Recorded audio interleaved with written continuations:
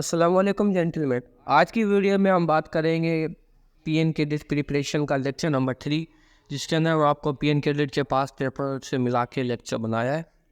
तो इससे पहले हमने 2 लेक्चर अपलोड कर दिए और आज हमारा लेक्चर नंबर 3 है। Question number 1, speed of sound in year. जो स्पीड ऑफ साउंड है यानी साउंड की जो रफ्तार है वो हवा में कितनी है? 330 मीटर पर second.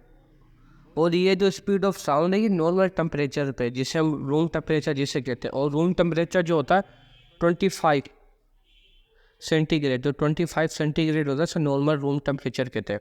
Question number 2, which country give the Nobel prize. वो कौन सा मुल्क है जो नोबेल प्राइज़ देता है? तो आंसर इज स्वीडन। स्वीडन जो है वो नोबेल प्राइज़ देता है। Question number 3, Einstein mass equation. जो आइंस्टाइन था उसकी मास इक्वेशन क्या थी? Answer is E is equal to M C square. जो इन्फिनिटी वाली जो स्पीड ऑफ लाइट की जो इन्होंने आइंस्टाइन ने थ्योरी दी थी उसके ऊपर ये बात है। Question number 4, rate of change of momentum. यानी रेट के मायने वक्त के साथ मोमेंटम का चेंज होना, वो क्या है? Answer is force. तो आप देखें पीएन कैडेट की प्रिपरेशन कर रहे हैं ना, तो मैं आपको एक एडवाइस दूंगा कि आप पीएमए के जो भी फास्ट पेपर चल रहे हैं आप उनको अच्छी तरह देखिए, क्योंकि पीएमए और पीएन का जो सिलेबस है सेम होता है। हाँ, फिजिक्स बहुत ज़्यादा आती है पीएन कैडेट में ना, तो आपकी फिजिक्स अच्छी है तो इंशाल्लाह आप क्लियर कर लोगे। और फिजिक्स में से आपको पास भी करना है तो आप जो फर्स्ट ईयर इंटर के जो जितने में यूनिट्स हो गए और फार्मूलाज हो गए, डायमेंशन हो गए, आप उसको भी एक बार देख लें, क्योंकि ये सवाल काफ़ी यूनिट्स और डायमेंशन से आते हैं।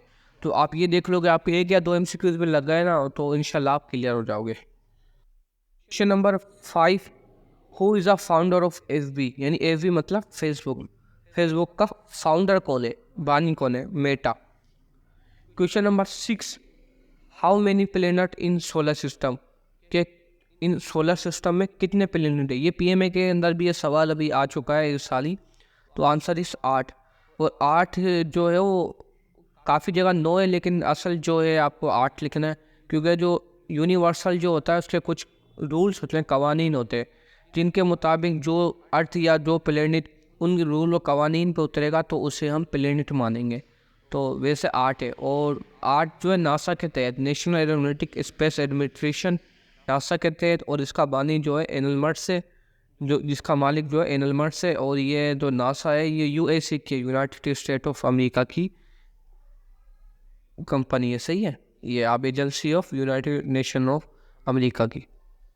तो ये सवाल आते हैं, ये आप याद कर लेना ये PMA. Question number 7, Nelson Mandela belong which country. जो नेल्सन मंडेला था वो किस कंट्री से ताल्लुक़ रखता था, वो कौन से ममालिक से ताल्लुक़ रखता था? Answer is south Africa. Nelson Mandela कौन से मुल्क से ताल्लुक़ रखता था? Answer is south Africa. Question number 8, NATO head quarter located in which country. NATO का जो हेड क्वार्टर है वो कौन से मुल्क में है?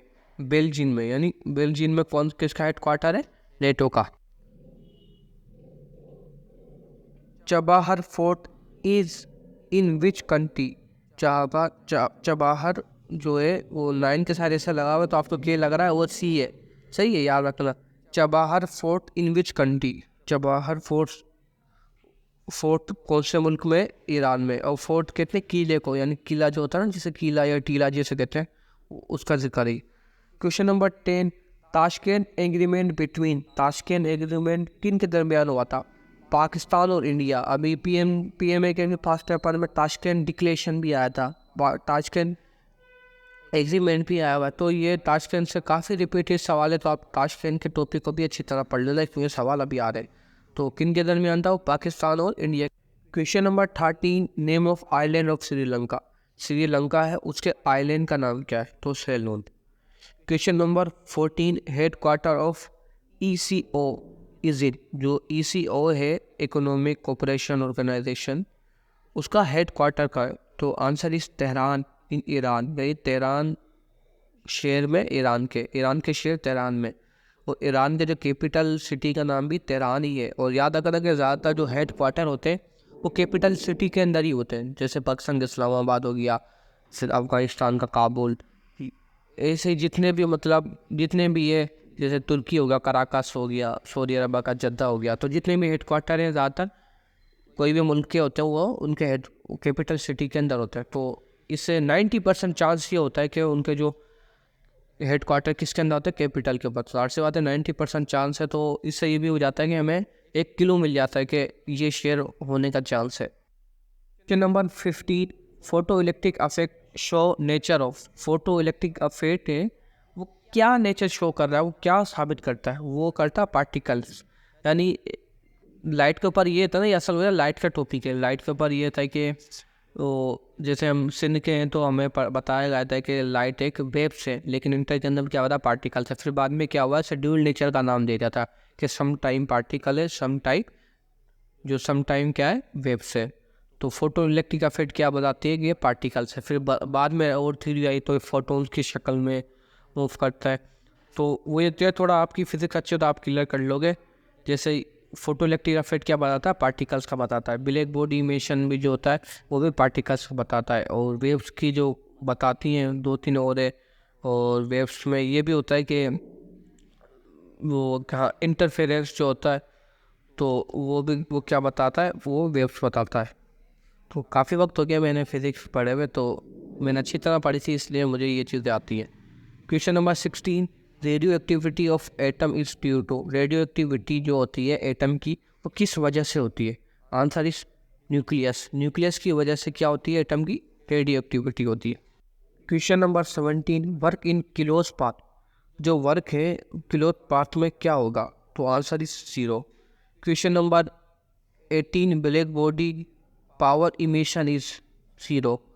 ब्लैक बॉडी पावर इमिशन कितना होता है, 0 होता है। वो ब्लैक बॉडी भी क्या बताती है कि जो लाइट है वो पार्टिकल नेचर, इसके नेचर क्या है, as a particle. Question number 19, semiconductor have. जो सेमीकंडक्टर है होते हैं उनके पास क्या होता है, pure silicon and germanium and pure silicon. Question number 20, stress is directly proportional to strain. Stress जो स्ट्रेस है वो डायरेक्टली प्रोपोर्शनल है स्ट्रेन से। तो ये किसका ला था, तो ये ला था हुब्स लॉ। हुब्स लॉ ने ये बताया था कि stress is directly proportional to strain. Answer is Hooke's law. Question number 21, India win freedom book was written by. जो इंडिया विन फ्रीडम बुक थी वो किसने लिखी थी, तो आंसर इज अब्दुल कलाम आज़ाद। अब्दुल कलाम आज़ाद ने कौन सी किताब लिखी थी, India win freedom. Question number 22, unit of surface tension. Surface tension जो है उसका यूनिट क्या है, तो आंसर इज न्यूटन पर मीटर। न्यूटन पर मीटर, तो -1 लगा है तो उसका मकसद क्या है, ये डिवाइड में, न्यूटन पर metre. Question number 23, who was the first governor general of India.